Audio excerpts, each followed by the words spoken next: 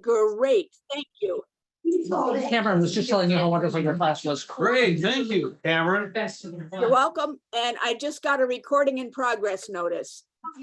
Now, do we need to click something? Then you Yeah. can't do that. The dots on there. Absolutely, anything you want. Okay, recording? Really, Yes, it is. Great, Cameron. Good job. We're on. Good job. Yeah, that was figured it out. That was the last class we got all. Yeah. Yes.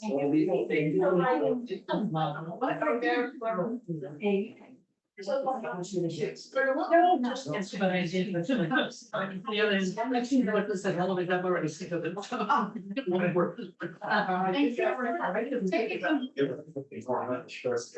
People what I know are coming. With the scheduling. Serving didn't go long. And I forgot to correct, you know, they're gonna go with corrective, because they did it wrong last week. It does not start directly after service, it starts with you. About 9 to go to the coffee hour. Well, that was something that. I was so. And then you got both of those, the actual End up eating, got any more. No, Great. Pull those stop. I sure do. Sorry. That's great. I'm glad I was holding this just for grapes, we come over and took the bottle of water with me. So, the coffee, you know, said. Yeah. I didn't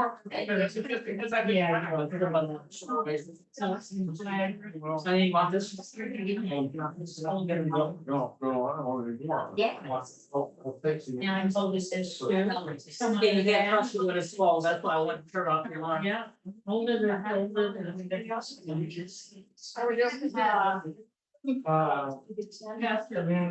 There. This is like rephrase all my steps. Hold. I said it at 70.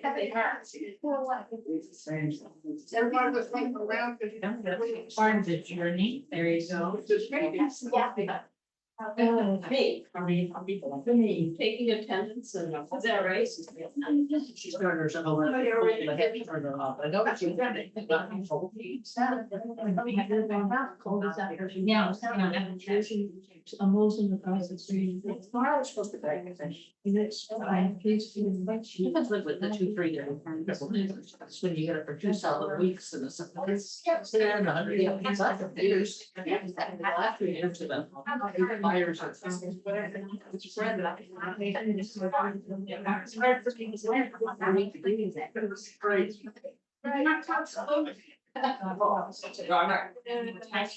Apparently he has white lady. That's what makes it one of the letters.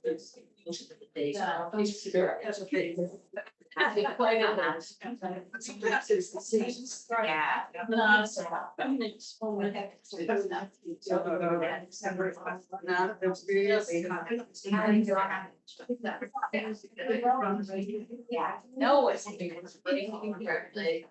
Look at that out here.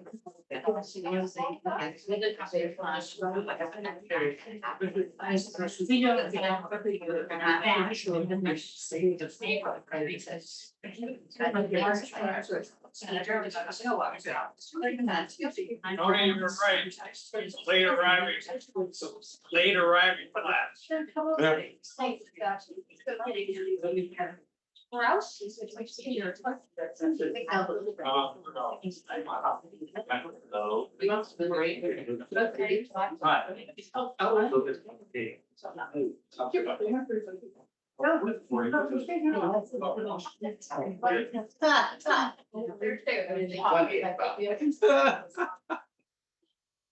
Music because you go in the car. I was sad at the while before I realized how long it was. All right, ladies and gentlemen. Sorry for the short break there, but I knew that people were milling around and you know, we're gonna be here. And so I wanted everybody to get in position. We had a little bit longer service today that we're used to, but I have to say, before I start, well worth the time. The sermon that we heard today from Pastor Derek was outstanding. Yes. Just terrific. And I was sitting back there in great admiration. I do work in Aramaic.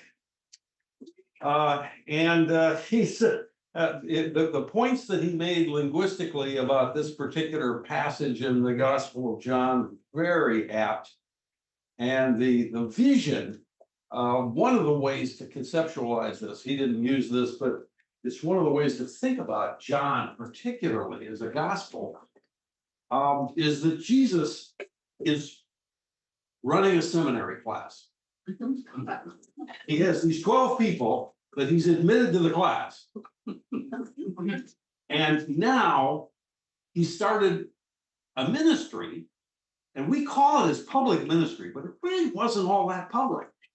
It was a ministry to this group of people, a class to this group of people. And he was going around and illustrating things and talking to this group of people and then showing them things to try to demonstrate how his message, his way, was unique and special. And in the process of doing that, John's forensic. He confronts the Pharisees. He confronts the Sadducees. He confronts these different groups and contrasts what he's saying with their vision and their teachings. And he does that because of this group of 12 that he's teaching about all of this stuff. And he wants to show them what those differences are. And it really was great what he did. So, okay, that being the case, we'll get back to the different kind of law. The Supreme Court term is now over. So we have seen the last of it. Amen. And amen,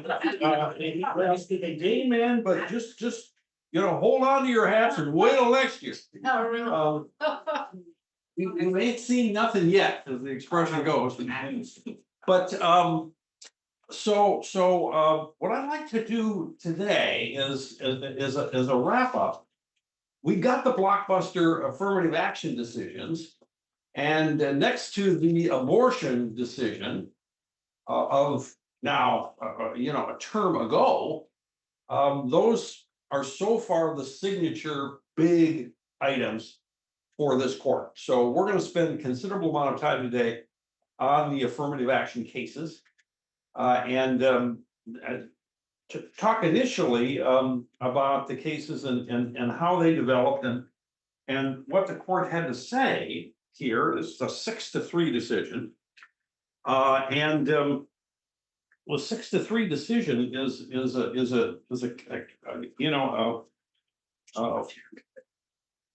oops.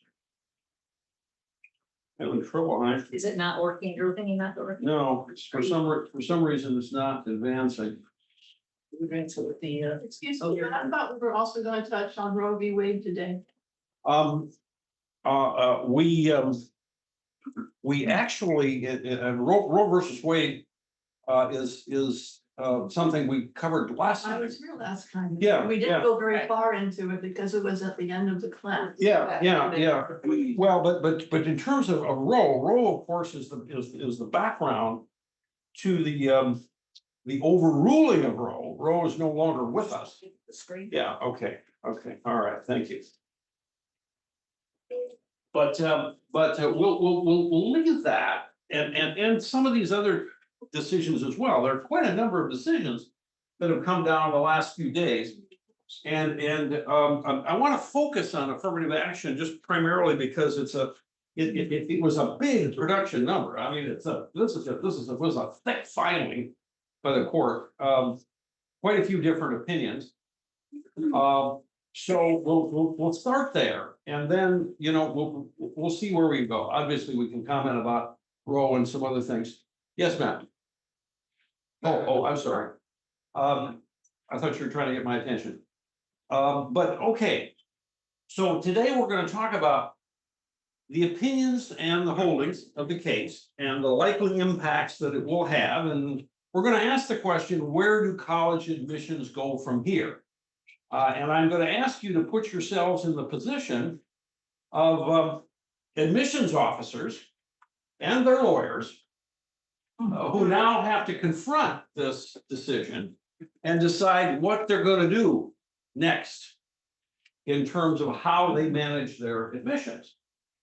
And that's an intriguing thing. And I, of course, have been thinking about this, from the standpoint of a lawyer. What would I advise them if I were their lawyer? And so I've got some thoughts about that. And then we're going to do a little bit of a wrap up for the term. So, okay. The affirmative action in college admissions cases. Majority opinion here, written by Chief Justice Roberts. That tells you something right there. Chief Justice Roberts gets the opportunity to assign cases to himself when he is in the majority. That's one of the prerogatives that the Chief Justice has. And so he took this one himself. So he thinks that this is monumentally important, or he wouldn't be spending his writing time and his staff's writing time on it. He would assign it to somebody else.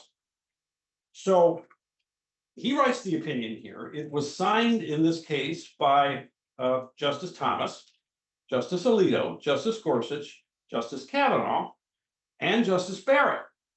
So we have the three Trump appointees joining this.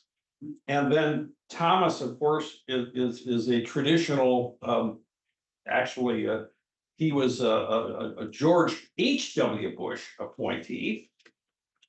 And Alito, he's president of these. So we have a 6-3 decision with the new conservative group forming the majority here, really defining the majority. So we had two cases here: the University of North Carolina, which is a public school, and Harvard University, which, as we all know, is a distinguished private institution. Both cases arose under the Equal Protection Clause of the 14th Amendment, which says that a state shall not deny to any person within its jurisdiction the equal protection of the laws. So that phrase, equal protection of the laws, is the defining phrase, the defining language here. I remember when I first graduated from law school and went to work with the Minnesota Supreme Court.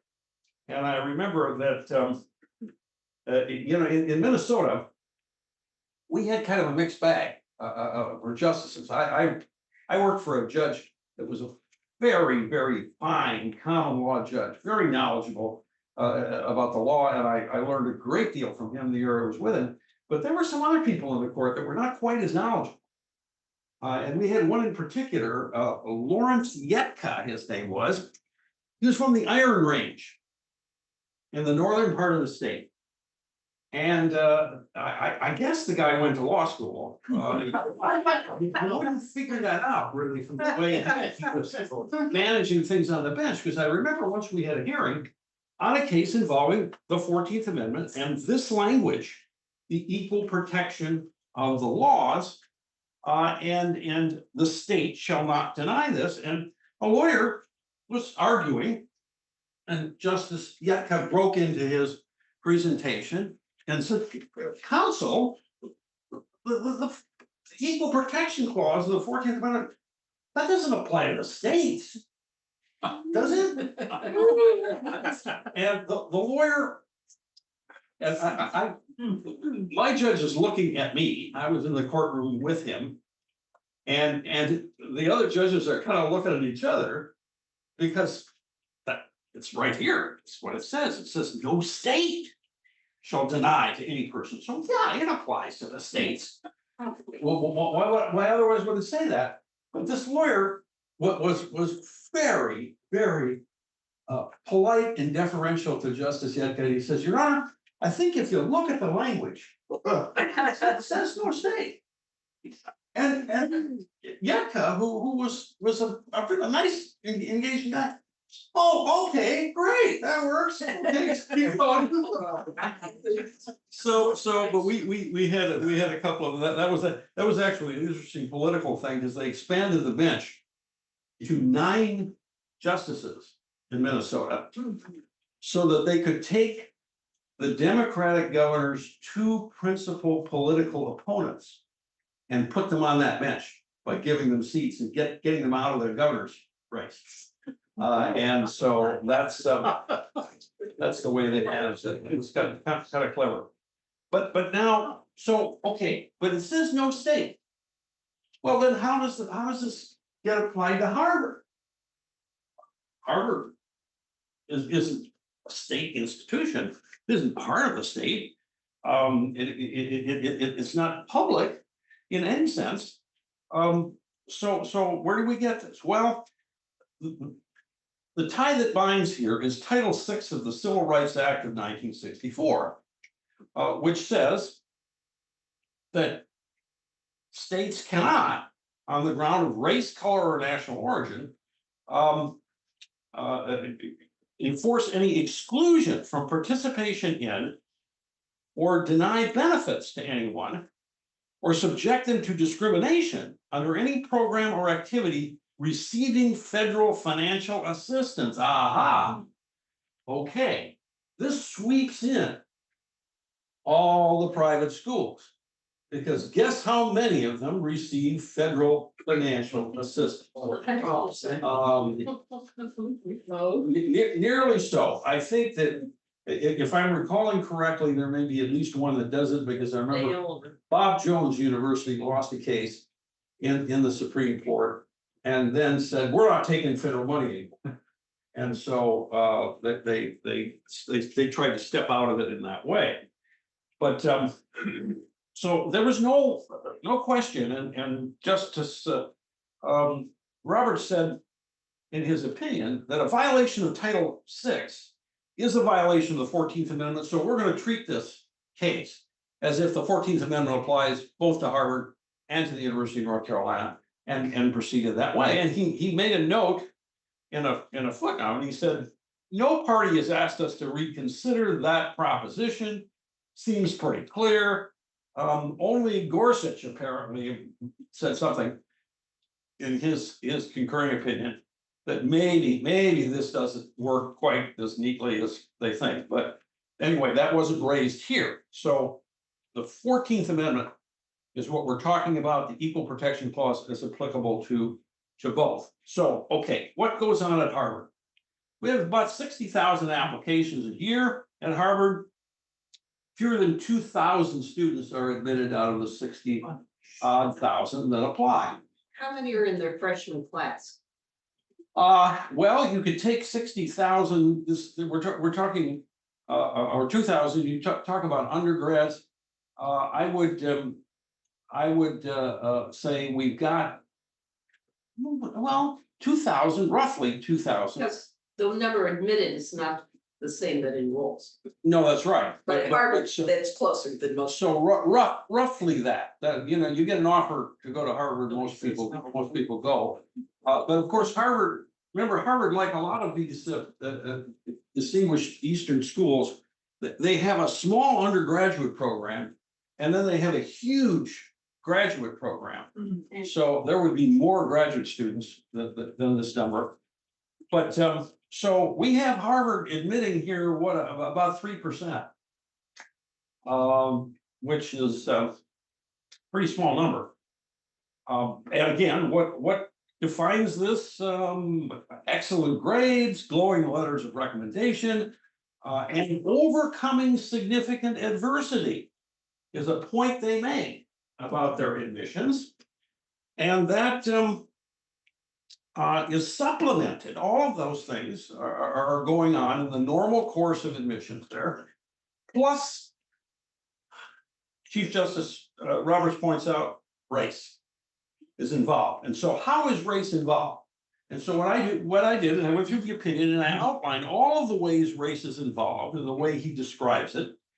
And he starts with, there was a first reader that is assigned to review applications at Harvard.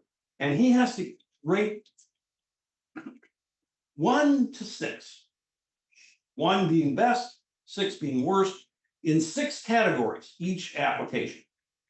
And the dimensions that he has to rate are academic, extracurricular, athletic, school support, which means, is your school supporting you in this endeavor? I would think that would be pretty universal. Personal, and it was interesting, personal dimension. What kind of person is this? And they had a dimension, a part of that was kindness. You know, is this a decent human being we're admitting here? Apparently somebody cared about that. So then finally there was an overall rating. So race is taken into account here by the reader, the initial reader, in the overall rating. And a first or number 1 overall means a 90% chance of admission. So there aren't too many people that are getting 1s in this dimension, but race plays a role there, a subjective kind of role, because the reader is just told, hey, look at race and give that some credit when you're doing your overall ranking here. Well, then, okay, so that's the first place we have race. Then we have geographical area subcommittees. Institutions like Harvard like to be diverse geographically. They like to have people from other places so that they can preach the gospel of Harvard all over the country, you know, from coast to coast. So they will have subcommittees for areas that will then take a hard look at what people have applied from those areas in the country. And so they're looking at things and they take race into account. So there's another race determination that's made. And then they make recommendations to the full committee, the full admissions committee. And that has 40 members at Harvard. That's an unusually large admissions committee. I haven't been on admissions committees, but I know friends that have. And you know, even in law schools, that kind of thing, we have maybe you know, between 5 and 10. And that includes students and faculty that would go into an admissions committee. So they have a very large admissions committee. So, and what do? So they meet and they vote on each one of these applicants that have been recommended to them by these first 2 levels. And they discuss race right away at the beginning of the meeting. And the goal here is to ensure that we are maintaining our racial determinations, kinds of race that we see in our classes from last year. So they look at the statistics from last year and they say, okay, now are we, based on the recommendations we're getting, are we departing from that? Because if we are, then we're going to make some adjustments before we do anything here. The numbers expressed in the opinion from Harvard were indicating that Harvard was admitting at the undergraduate level at least the equivalent of population presence of minority groups. For example, African Americans, 10 to 12% over the last 10 years. And that's about roughly where the percentage is in the population as a whole. And you see a roughly similar number for Hispanics in that group. So that was another factor, another way in which race is being considered to determine whether they're maintaining their racial mix. And then they discuss one by one the applications and they take a vote. A majority vote in favor of an applicant means they're a tentative admit. And then there's a disclosure of the racial composition of that group once it's formed. So there's another level of this. And then there's what they call the lop. They're going to lop some people off here at the end. They'll winnow the tentative admits to determine the final admits. And in the lop, they're going to consider four things, four pieces of information. Number one, legacy. And that's something I want to talk about here because it's a legacy of this case. What's going to happen next to legacy? Second, is the person a recruited athlete? I mean, you know, This is Harvard. when Harvard, yeah, but when Harvard plays Yale, They have teams? I've seen some of their athletics, and I don't know what you'd call them teams. You might want to debate that they're a team. They tend to operate very individualistically. But I mean, but they do recognize, and by the way, I mean, this is not, none of this is atypical. Because we do the same thing here in God bless California. Not anymore. And we don't do it as much here yet at UC Davis, but at UC Berkeley and UCLA, wow. Yeah, no, you have athletic prowess, you go to the head of the line here. And so now, so what else? Financial aid eligibility. And finally, race again takes again a fourth time that's considered. Race is a determinative tip for a significant percentage of admitted African Americans and Hispanic applicants. And it looks like from the numbers that are in the opinion, like maybe overall race is affecting 10%, you know, of what happens in the admission decisions. So this is significant. All of these levels of considering race do wind up with a significant impact. Tony, do they consider all races, Asian and different things, or do they really focus on Hispanic and African? We'll talk about that a little bit later because there's a breakdown of categories that they think of, but yeah, I mean they have the classic categories, and believe it or not, you know, and this is a serious question. Where do these categories come from? Well, the answer is they come from the federal bureaucracy. That there's a point at which the federal government, you know, quite a number of years ago, started defining these categories, and they settled on Native Americans, Asians, Hispanics, African Americans, and have I missed anything there? Indian. Pacific. Native Americans, Pacific Islanders, yeah, right. So That one's a lot of but those are the categories. Those are the categories. What about international students? Forget it. Well- They don't fit into the category system. And the opinion actually says, well, what if you're from the Middle East? Where do you fit here? Oh, and I guess they asked one of the lawyers that in oral argument. He well, my list, you know, I mean, so again, this is the category list. Yeah. Well, somebody applying from Africa or from Mexico or South America.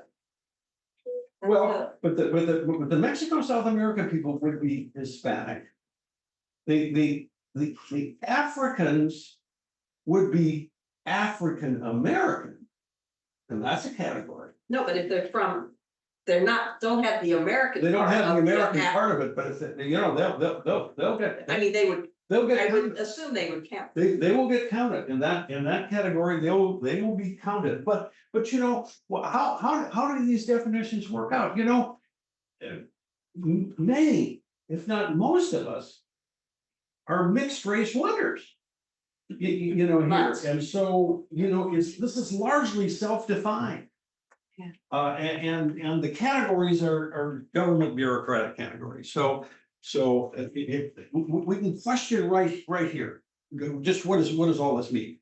Yeah, So, the term race is non-scientific and it's a sociological term. yes, However, there are some scientific items that could be applied. For example, if you all take one of your fingers and go down the tip of your nose and find out if the cartilage there is split or is not. Oh, my God. That will define your race and origin, You know, if it's. okay? If you look at the width of your nose relative to the length, or the size of your lips relative to your mouth, these are physical terms that can be used to define the ethnic origin of a person. What if Harvard decided to use these very specific items and forgot the general sociological term race? that would make an interesting social experiment. I suspect they would have major riots on their hands. There are, of course, by defining this sociologically, we create political interests behind particular kinds of groups, and I always, you know, and of course, we all have experience going through life with these categories and how these categories get defined. Hispanic, for example. Oh boy. You know, this one used to make me furious, because if the vision you get is what we call Latinos, and we use that's another term we use, but you know, these are Mexicans, Central Americans, maybe some South Americans, but they're people that have come to this country, and by and large, you know, they're from the classes of people that are farm laborers or like just extremely, and if you know any of the ones that are around here, tremendously hardworking people. Wow. Yeah. Absolutely dedicated to what they're doing, and pretty amazing. Some of it, but that's what we think of. Well, but I used to see Spanish born people come under that category. And Conquistadors descendants. I had one of them working for me at one point. yes, I remember that. I remember, Claudine. for example, you had Claudine, and Claudine was no more of the poor class Hispanic than I am. I mean, you know, Much less. but I mean, again, and I remember there was a judge that got appointed to the United States Court of Appeals for the Ninth Circuit, which is our federal court of appeals here in this part of the country. His name was Carlos Bea. Well, okay, this was at the point where, we gotta have more Hispanics, so let's look for Hispanics. Oh, his family was from Spain. Everybody was from Spain. They didn't have the concept that somehow we were doing something for somebody. But this is some crazy stuff that sometimes goes on here. Now let's switch for a minute, because we're gonna kind of do both of these in tandem. University of North Carolina, which fancies itself to be the nation's first public university, and it was indeed founded very close to the founding of the country. 43,500 applicants, 4,200 admissions. That's about 10%. So it's easier to get into than Harvard, but still difficult. They have 40 admissions office readers that review 5 applications an hour.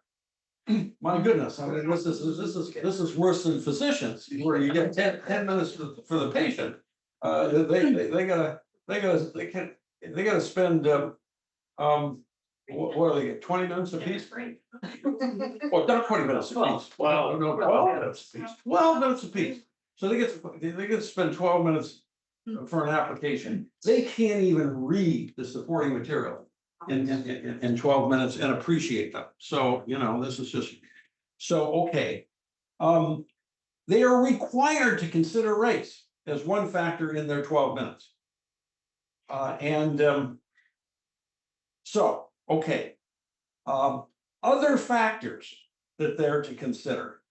Academic performance and rigor, meaning rigor of the academic program, standardized test results, extracurricular involvement, personal, essay, student background, very, very subjective stuff here.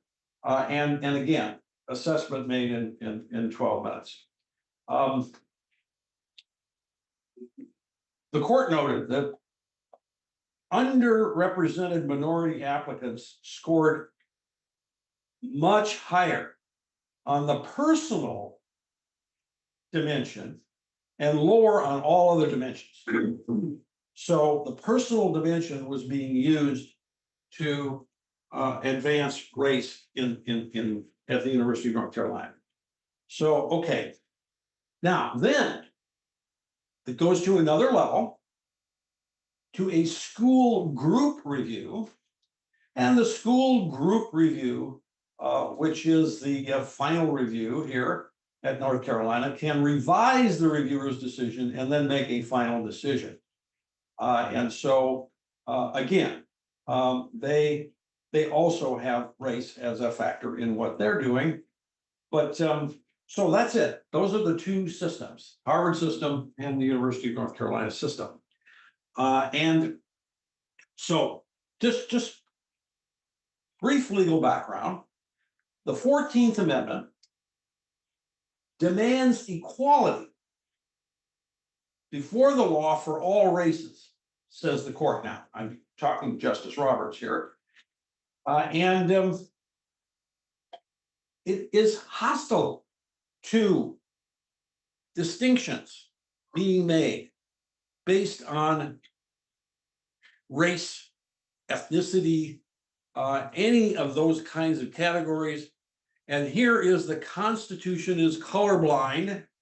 That is a quotation in an older case, and demands school admissions and other government provided activities that are not based on racial distinctions. And that's the emphasis here. And this is supposed to, says Chief Justice Roberts, do away with governmentally imposed discrimination based on race.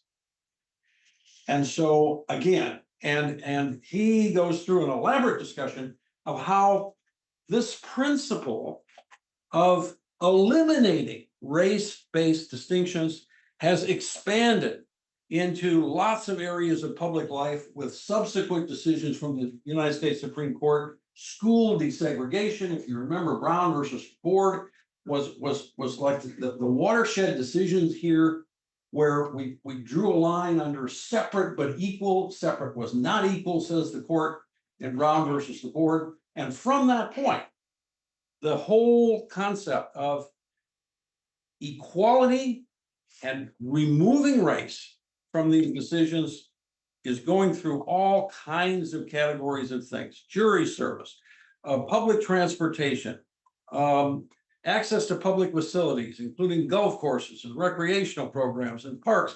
I mean, just constant bunch of things where we are eliminating racial criteria and concepts. So distinctions based on race are odious to a free people. And that's, again, a quotation from US Supreme Court decision. Any exception to this constitutional mandate, we're not saying there are no exceptions here. I mean, this is an absolutist kind of principle, and certainly for a few pages here, he was treating it as that. And then he says, well, yeah, but wait a minute, we have made an exception or exceptions, but any exception to this constitutional mandate for equality before the law, meaning colorblindness, no consideration of race, has to survive a daunting, he calls it, two-step examination, which we call strict scrutiny. This is true of some other kinds of constitutional rights as well. And typically, use of a strict scrutiny kind of test is a death knell. Because practically nothing meets that standard. If it is truly and strictly scrutinized, it just doesn't survive. And so what does this mean? You have to inquire about two things. Does a racial classification further a compelling governmental interest? Well, you would think that would be open. That would be an open question, because we're going to have compelling interests asserted all over the place here for making racial exceptions to this in college admissions. And they're going to, all kinds of things are going to be argued of the value of having more members of particular minority groups, or a better mix, or a better distribution of minorities in a college admissions class. All sorts of benefits are going to be contended for that. But this is what is getting more and more interesting. Tony, All of those, before you yeah. go on. Yeah, You got blockage on your screen there. yeah, I don't Does that know. does that go away? Oh, Mary, let Mary, Let me just try. Mary, let's see if she can do it. See, just. Yeah, okay, thank you. I get the thing on my screen, but it's bad enough it's not my screen. At least I can look at this. So, okay. Compelling governmental interests. Well, then, but it also has to be the second criterion. Even if there is a compelling governmental interest, the question is the government's use of race narrowly tailored or necessary to achieve whatever that interest is? And the court points out there are only really two successful and consistent examples about this, of this. First of all, is remediating specific identified instances of past discrimination that violate the Constitution or a statute. And that was, you know, in my career, I've gone through the whole sequence of this. When I went to law school, I graduated from law school in 1975. You know, yeah, we had the Civil Rights Acts came along in 1964, so they were there, but they really weren't quite yet being enforced. Enforcement began in the 70s in earnest, and so when I worked in Minnesota for 1 year with the Supreme Court, and then I got a job working for a federal judge here in California, in San Francisco. And so when I arrived in his chambers to work with him, he was a brand new judge, just got his appointment. And so we had a tremendously large caseload. And why was that? Well, because they had a system called dump on the new guy at that time. The rest of the judges in the court got to fill up his caseload by taking the worst of their cases from their point of view and dumping it on him. And so we had a caseload, civil caseload of over 300 cases. Most of the rest of them had in the neighborhood of 200. And we really were the dumping ground. And for me, what that meant for the first part of my work for him is class actions for employment discrimination under Title VII of the Civil Rights Act of 1964. We had 7 of those cases. And they're class actions, which means they're brought on behalf of an entire class of either women and or particular minority groups identified. And I was just appalled. Here I'm arriving from, God knows where in the Midwest, Wisconsin and Minnesota, and I'm a new kid in the big city. And I'm looking at these cases, and I was just appalled at the racial discrimination particularly, but also sex discrimination that we were seeing across the board in this area. You want to be a truck driver in a place in Oakland. Well, I mean, a large African-American population over there. And then you would look at some large size trucking company that had 1% African-Americans driving trucks. And I'm going, what is going on here? How many women? And again, and women. 000. That was still unheard of there, but women wasn't any better, in these other categories and cases that we had. So.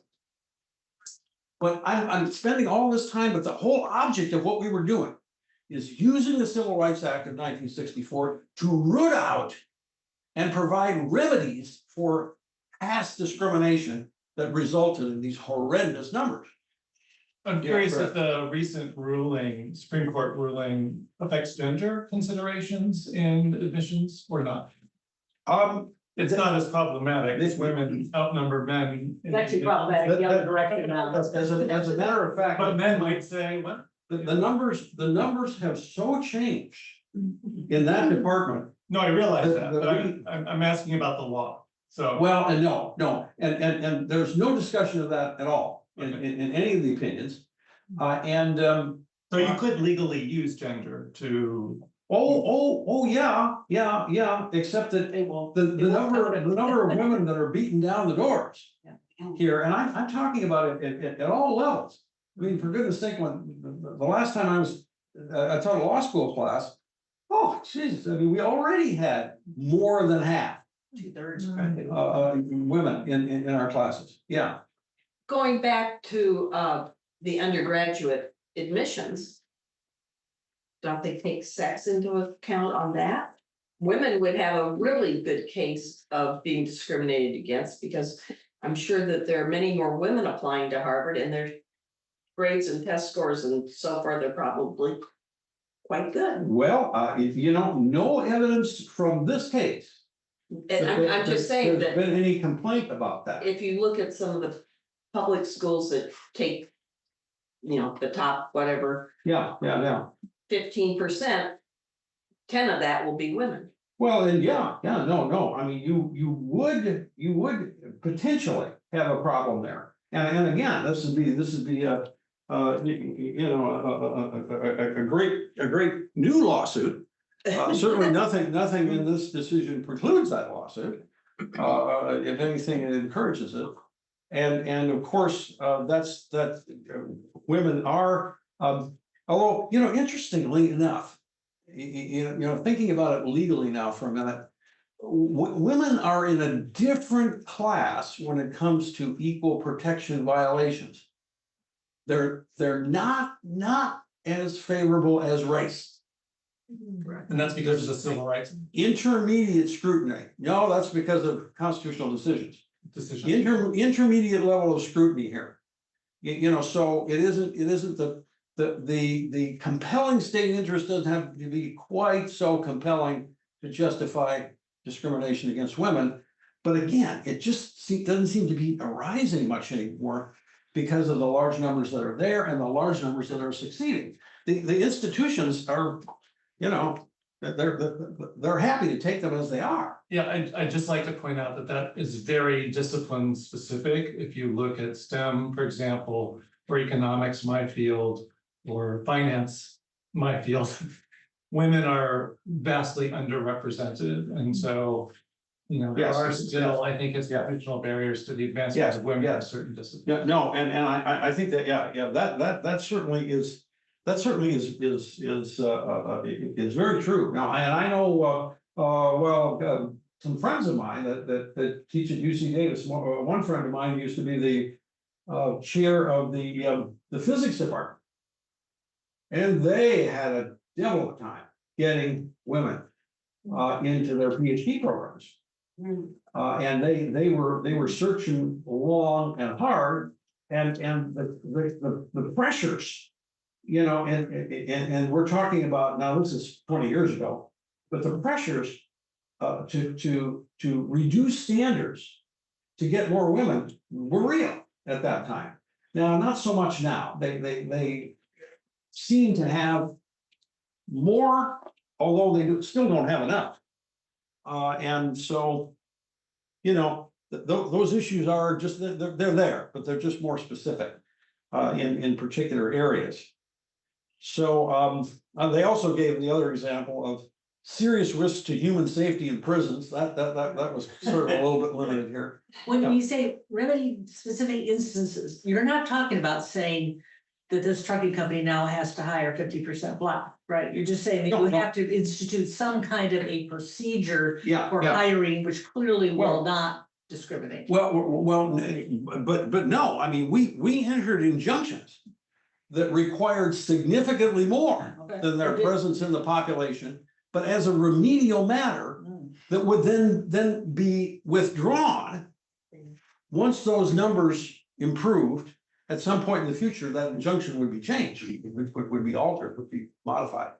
But we did that, and again, this is an example of that kind of remediation, because we would look at this horrible problem, need to root this out, and so we would take some action that was designed to do that, but it would be very specific, and then it would be changed once the problems were solved, as shown by a statistical breakdown.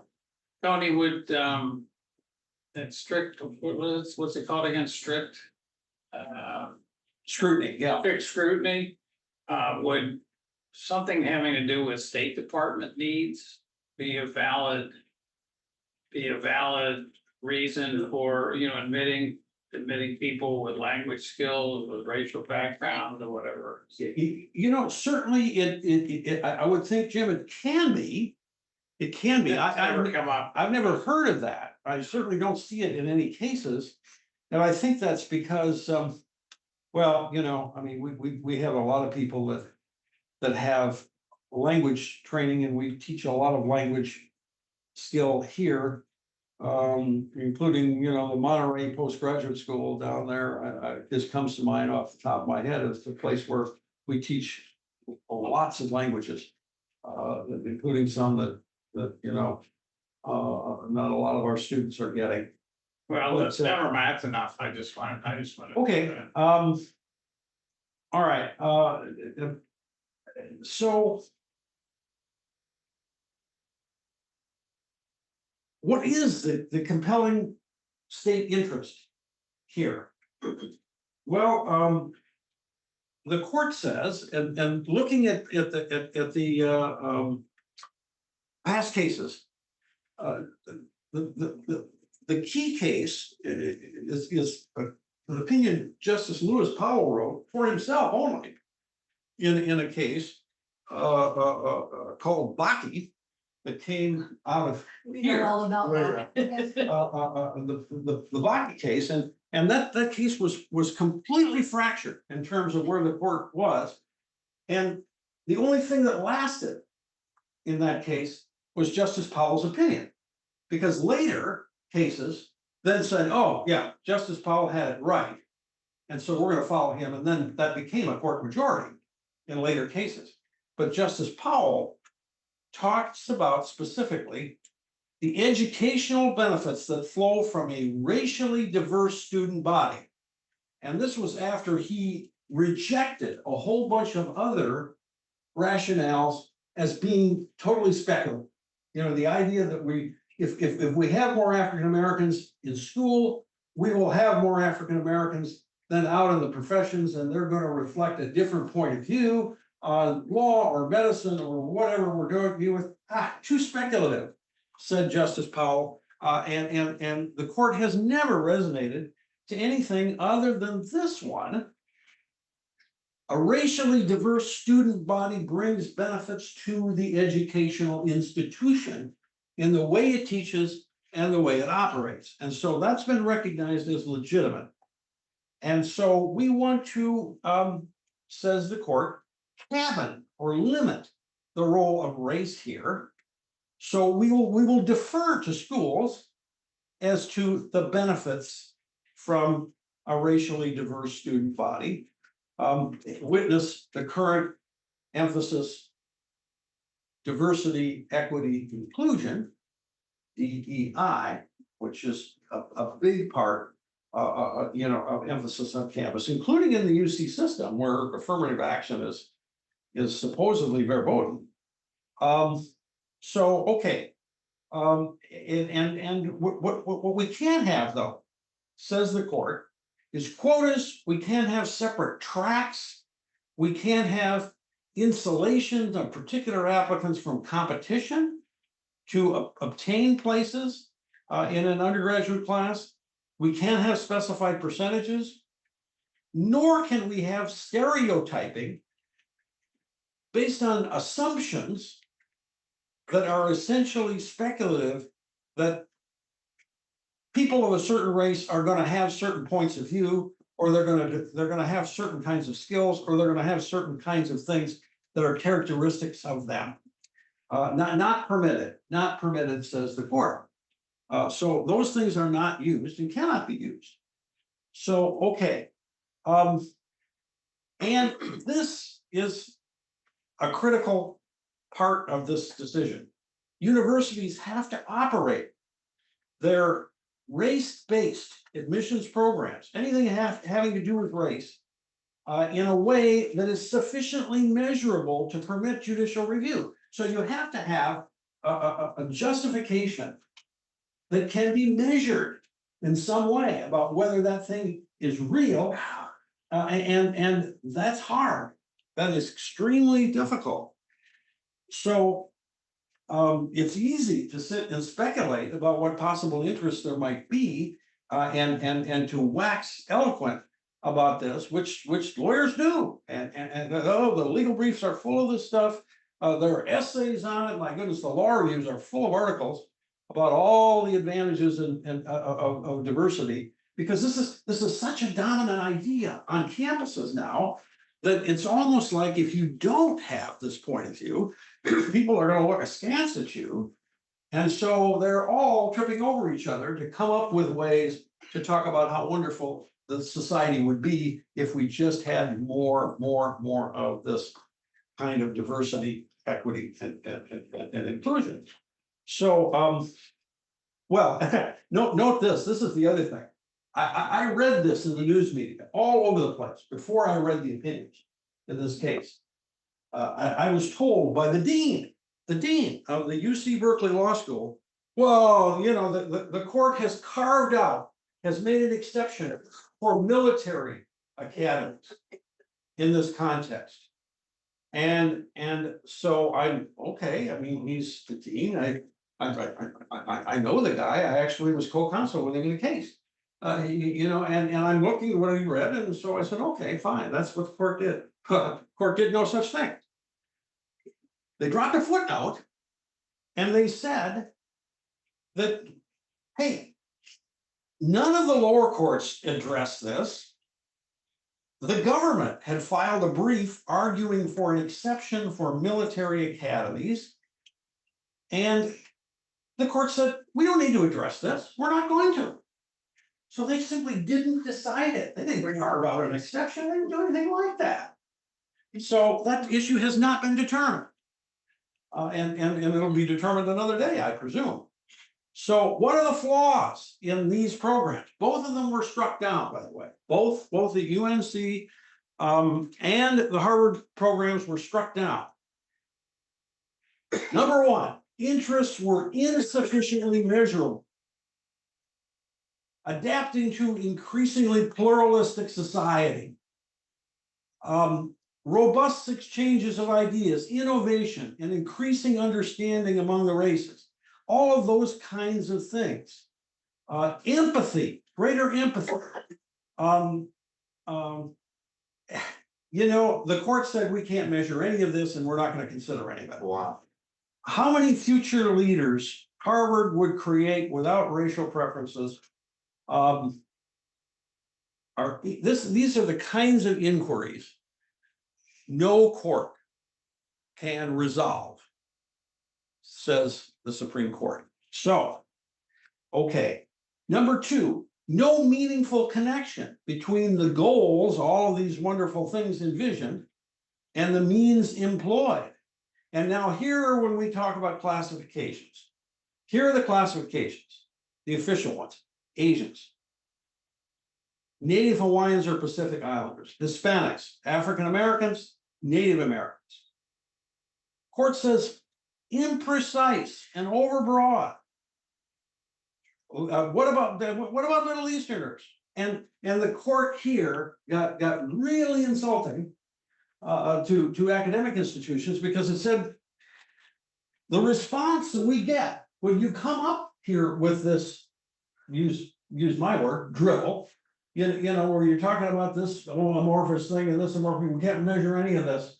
The only thing you say when we tell you this is ridiculous what you're saying, and we can't use it as a legal standard, is, well, you have to trust us. You know, we know what we're doing. We're running the school. So just trust us, and you know, whatever we do, I mean, that must be right. You know, because we're here, God put us in charge of the school, you know. God didn't say God. I mean, you know, well, no, they didn't say God, because none of them believe in God, but I mean, it just, but the court is very, very dismissive of the way they're being treated, and their test is being treated by academic institutions. Number three, race can be used as a negative and operate as a stereotype. And they use the example, and this was a big thing in the Harvard case. 11% fewer Asian Americans were admitted to Harvard than would have been admitted based on just the traditional academic criteria. Fewer whites as well. And the court says college admissions are a zero-sum game. A benefit provided to some applicants but not to others necessarily advantages the former group at the expense of the latter. Huh. How else but negative can race be described if in its absence members of some racial groups would be admitted in greater numbers than they otherwise would have been? The equal protection of the laws is not achieved through indiscriminate imposition of inequalities. Very strong opinion. It is impermissible and racial stereotyping to suggest that racial groups exhibit any particular characteristic viewpoints. None of this stuff works, says the court. We're not gonna listen to it. And four, this was one that made a big deal out of. There's no logical endpoint to race-based distinctions and considerations. Now, again, remember Say that again, please. Pardon? Could you repeat that again? There's no logical endpoint. There's no point at which we say we solved the problem. Now, where did they get that? Well, Sandra Day O'Connor, in one of the previous opinions that they were now using as precedent, said, 25 years. not to worry, 25 years. Yeah. We're in 25 years or so, we're not going to need this anymore. And I remember when this all started back in the 70s, there was a lot of that kind of talk. This is a temporary stopgap, you know, expedient. We will eventually solve this problem. And eventually, what does that mean? Well, it might be 20 years, 30, I mean, you know, whatever, but something like that. And then we won't have to worry anymore. This was very much the kind of thinking that we were engaged in when we were writing injunctions against those companies in Oakland. We were saying, well, you know, we know it's going to get fixed. So we'll make some orders and insist those orders be carried out now. But then, you know, when the problem gets fixed, and we can monitor that, you know, in terms of the way that works, then we'll lift them, we'll change them. Like the Voting Rights Act. And well, yes, you know, like the Voting Rights Act, which we do, except we don't have that anymore. But anyway, the point of this is that there is no endpoint here. And the court was insistent that there be some kind of endpoint. In other words, that this be treated as a case of specific past discrimination that somehow gets remediated at some point, and we know when that is because we are able to define it, and then we lift, whatever the affirmative action racial consideration is. So Constitution demands that we be treated as individuals, not as racial categories, says the court. And so they were very emphatic about that. So, okay, now, there are a variety of concurring opinions here. Justice Thomas, oh my goodness, he went into all kinds of machinations here. Wrote The History of the World, Part 1, and writing for himself only. But this is an area that really bugs him, and it's primarily because his whole career is built on this, and so he wrote a lot about it. Justice Gorsuch wrote for himself, and Justice Thomas also signed this opinion about Harvard's preferences. But he talked about legacy. Harvard's preferences for the children of donors, alumni, and faculty are of no help to applicants who cannot boast of their parents' good fortune or trips to the alumni tent all their lives. While race neutral on their face, these preferences undoubtedly benefit white and wealthy applicants the most. Still, Harvard stands by them. And they questioned those lawyers at the podium from Harvard on those, and they under instructions from their client said, no, that's completely different, Your Honor. That doesn't have anything to do with this. Okay. So, okay. As a result, athletes and the children of donors, alumni, and faculty, groups that together make up less than 5% of the applicants, constitute around 30% of the applicants admitted. NPR said 43% this morning. Well, I'm just reading from the opinion here. So that's NPR probably did its own calculation, and that might even be more recent, more accurate, because this is cases of a while old here. But here, look, look at that. I mean, that's astounding. 30% of the applicants were admitted because they were athletes or children of donors, alumni, and faculty. Wow. Wow. Why? Now, tell me, somebody answer this for me. Yeah. Early decision. Yeah. Was that mentioned at all in this case? No, but. Because yeah. I think close to 50% of many college classes admissions are early decision now. They are doing that to make the whole system more competitive. In other words, no, the reason you have early admissions is because Early decision as opposed to early admission. Well, yeah, but they want to get an admission offer out and get students locked down before some other school grabs them. That's right. And so they hope that they can compete more effectively in doing it that way. But I mean, but still, even in schools that have the rolling admissions process where they do have early and then they have later, and they are constantly admitting that they're doing the same kinds of reviews, as they go through. It's just that their standards are going to be slightly different because they aren't going to want to blow their wad, at the early stage. But so I can see logic for why that happens. Which early decision? No, this statement down here that's highlighted. Yeah. Why they've accepted a higher percent. And the logic is that like any not-for-profit organization has got to provide for the long-term stability of the organization, and they continue to. all of this, yes. They yes. continue to use that logic Yeah. about the money, and the athletes Okay. bring some of the public perception of the university. Well, and yes. I mean, although I don't know how much they bring at Harvard, because the only sport I was ever familiar with where Harvard was any good was hockey. And I remember when the Midwestern schools, this is where, you know, when I was going to Wisconsin, Bess was going to Michigan State. The Midwestern schools would wind up going toe to toe with Harvard and Yale and a lot of the hockey stuff, because that was where the sport was concentrated at that time. It's really lacrosse. But well,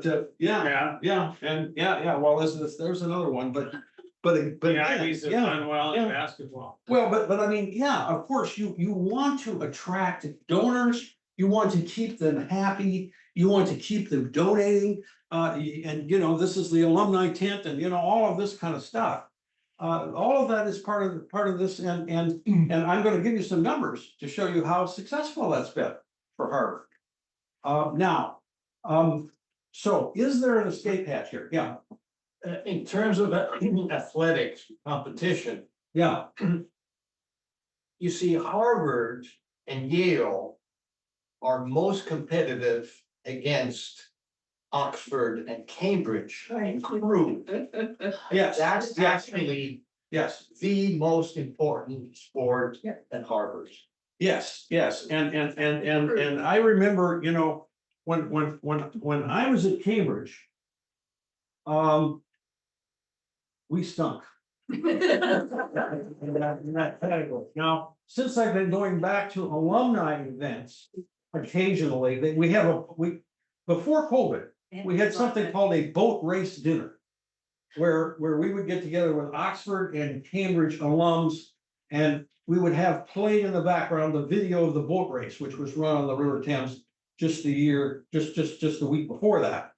And so we would watch that, and over time, for one thing, this got a lot of visibility for women, because women came on in this sport, and the Cambridge women started beating the crap out of Oxford. And normally it worked the other way around for the men, you know, Oxford was winning all the time, and so we were actually quite happy to go to the dinner and talk about the women, you know. I mean, that was, but I mean, you know, yeah, you're right, that there is some, you know, kind of, you know, camaraderie or interest in that kind of thing or whatever. School spirit. Yeah, Makes the donations. That's where the money is. Yes, exactly, not essential, but helpful, you know, to this whole donation process. Remember, in the East, the goal is to be a scholar athlete. Yes, mens sana in corpore sano. Sound mind and a sound body. Yeah. It's goes back to Aristotle. That's right. Yes, yes. The Aristotelian model, and of course, there's been no thinking of any significance since Aristotle, so. Now, interestingly, now here, but is there, okay, so I just giving you the bad news, this, knock, all those rationales, both of these programs are in the garbage can. So is there an escape hatch here anywhere? And the answer is yes, there is. In the last 2 pages of the opinion, the Chief Justice lays out a potential escape hatch here. And the escape hatch is based on genuinely individually based decisions. And so this is what it says. At the same time, nothing in this opinion should be construed as prohibiting universities from considering an applicant's discussion of how race affected his or her life, be it through discrimination, inspiration, or otherwise. So the personal letter or the personal statement that comes with the application, the court is just given an open invitation to talk about how your race handicaps you in some significant ways. And then, you know, hopefully, you know, that you got something in your application that's a positive on traditional criteria. You can say, but I managed to get, you know, to pull my socks up and roll up my sleeves and get the job done, notwithstanding this discrimination I've experienced. And so I'm ready to come to Harvard and go to work. And that's the kind of pitch the court is saying that apparently it would be willing to listen to. And it goes on to say, but this, and then, as I say, immediately, Chief Justice Roberts is a very smart guy.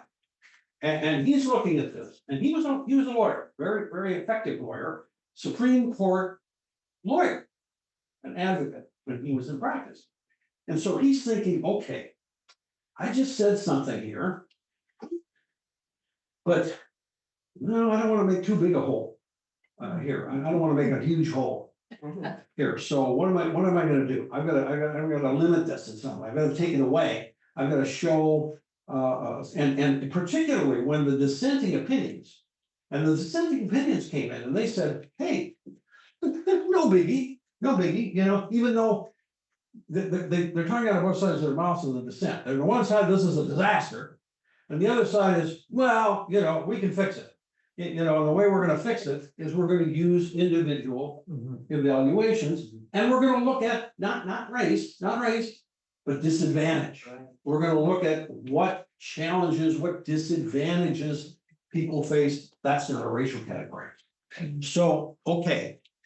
Justice Roberts says, but despite the dissent's assertion to the contrary, universities may not simply establish through application essays or other means the regime we hold unlawful today. A dissenting opinion is generally not the best source of legal advice on how to comply with a majority opinion. He's pulling a punch here. Yeah. This is, you don't look at a dissenting opinion to see what the law is. These are the losers. So what cannot be done directly cannot be done indirectly. The Constitution deals with substance, not shadows. Okay. And the prohibition against racial discrimination is leveled at the thing, not the name.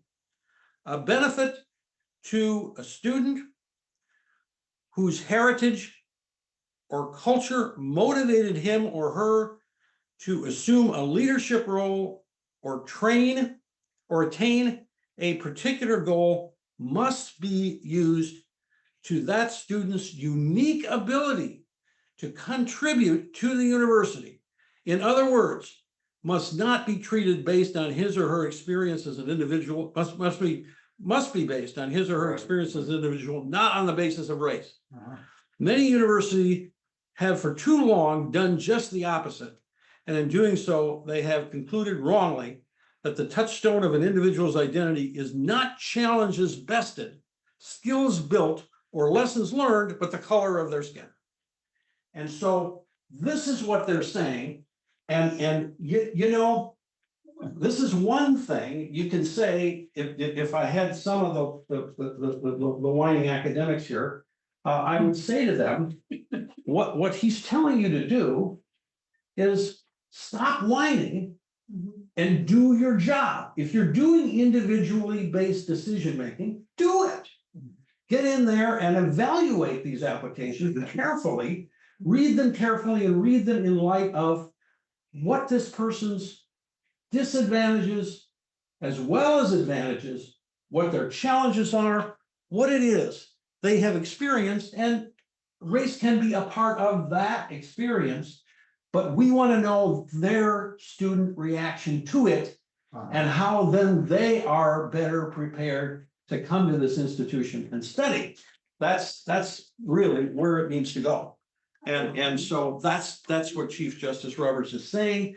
And so universities can take heart from on that dimension and to say that, okay, all right, but this means that the 12-minute rule is not going to apply here for applications. I'm just wondering if the idea of basically substituting numbers for names, so that if somebody's named Kennedy, they're not going to, make an eyebrow go, oh, here's a good one. They're just number 874. Yeah. If we can get away from that by basically a random draw for name to number. Well, that actually is a good thing to do in any event. We do that in the law school on exams. Students have an exam number. When I'm grading exams, I don't know whose paper I'm reading. I know I'm reading number 136. Yeah. So it sounds like the court is saying systemic racism isn't to be considered, the fact that somebody's grew up in a community that's mostly of protected class, maybe, that it's not the systemic discrimination against that protected class that can be considered, or the historic laws, you know, my great grandparents were enslaved, and because of that, you know, there have been limitations on the class of people.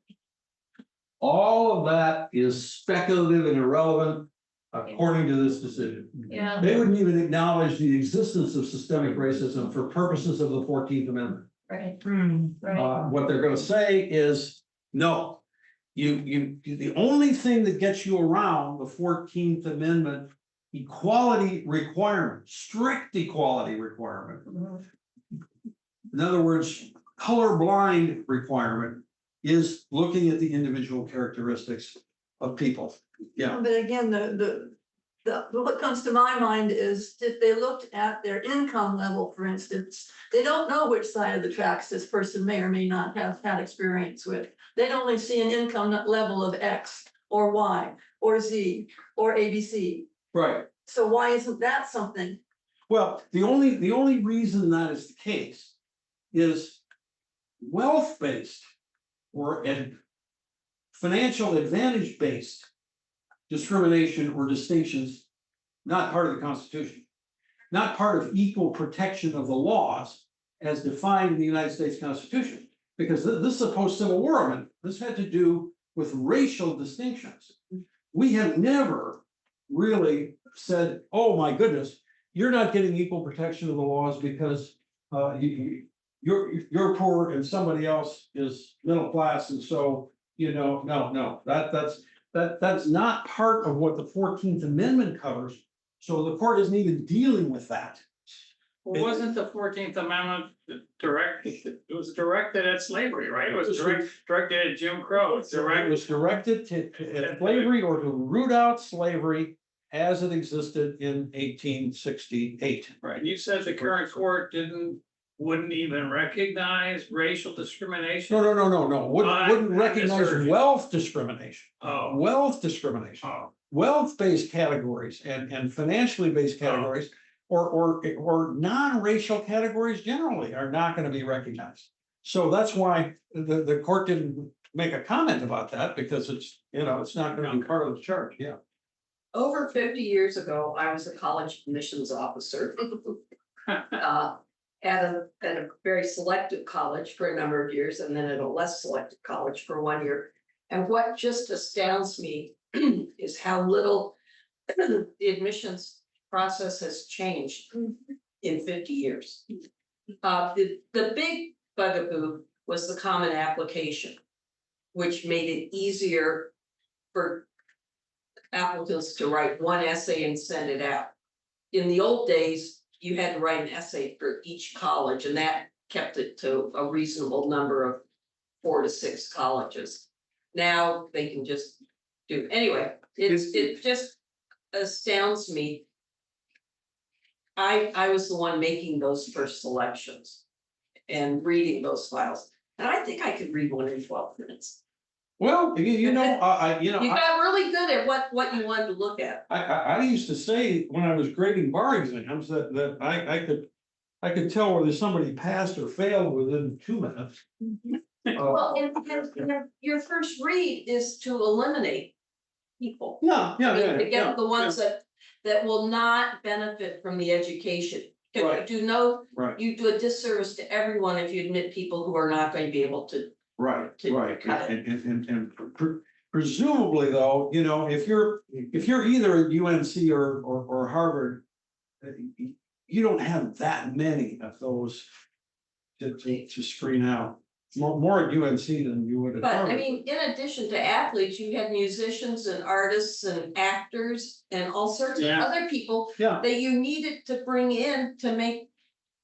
I used to tell students that you're going to learn probably just as much from the people that you're living with and that you're in the class with than you're going to from the professors. So my job is to get a well-rounded, interesting group of people for you to. Well, and that, you know, the court acknowledges that has value. They want you to come up with some ways to measure that, and believe it, I think that- believe it or not, I think the sociologists are gonna be reading this and looking for a market for their services. To try to come up with some new ways to do that. I don't know whether they can or not. Now, but before closing on this topic, though, I looked these numbers up. And, you know, this is one more set of facts. These are the endowment sizes for these private universities. The last one is the one I went to, Cambridge, which is public. But Harvard has a $53 billion endowment, Yale 42, Stanford 37, Princeton 37. These folks have been very successful at their donor recruitment devices. So their success And their investment. with their, yeah. Can I add one more? Yeah. We heard yesterday that apparently University of Michigan is eliminating legacy admissions, right? Yeah. Their endowment is 17.3. So much less 17.3. more than Cambridge, much less than the private ones, and yet somehow Yeah, they're yeah. willing to look into getting Well, rid of and legacy. again, They got a lot less money to work. they with. are, you know, they're, well, I mean, I would just justify it, the weather's so poor there. That's constant. They can't exactly, you know, all get together in a tent, you know, at the University of Michigan. You know, but I mean, look at the size of these numbers. Now, you understand, ladies and gentlemen, this is all tax-free. All of it. Not a dime of tax is paid on any of this. Wow. And on top of it, they are enhancing it with the legacy programs. You know, the legacy related stuff is recruitment for these kinds of efforts. And again, certainly you would threaten Harvard if you said to Harvard you were violating Title VI. And we're going to pull your government money. They want their government money too. Yeah. Because they have some very top performing faculty members that are attracting a lot of grants. And they also want to have access to student loan programs and all the rest of the stuff. And so they take advantage of all of that.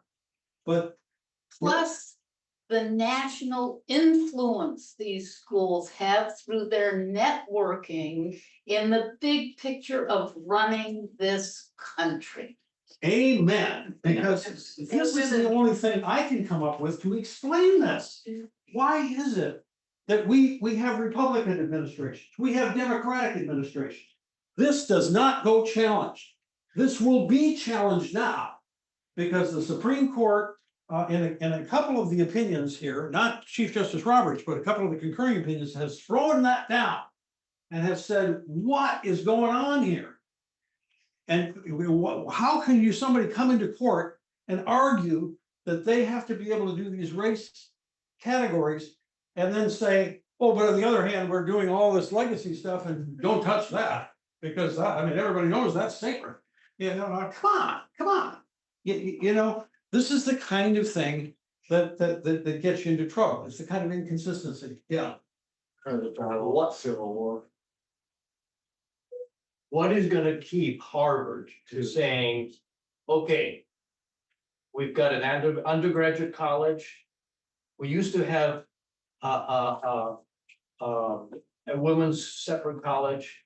And what if we separate these from the rest of the university and we maintain a very strict legacy program within those undergraduate institutions, and we'll do the federal money only for the graduate level schools?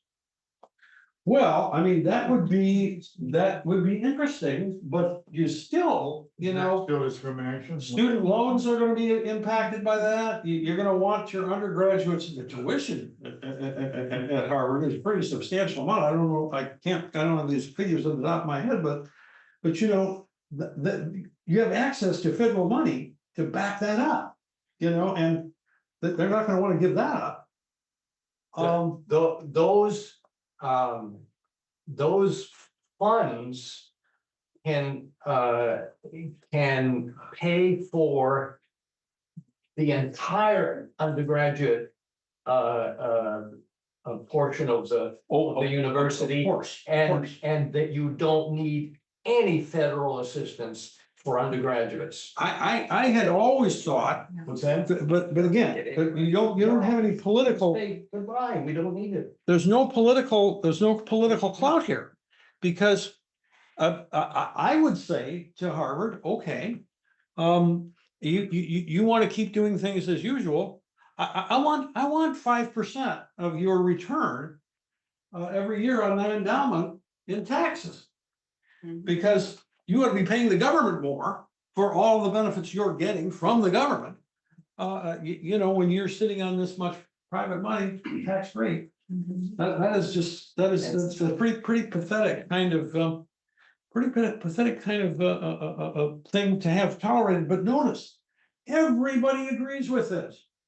What has Joe Biden done about it? What did Barack Obama do about it?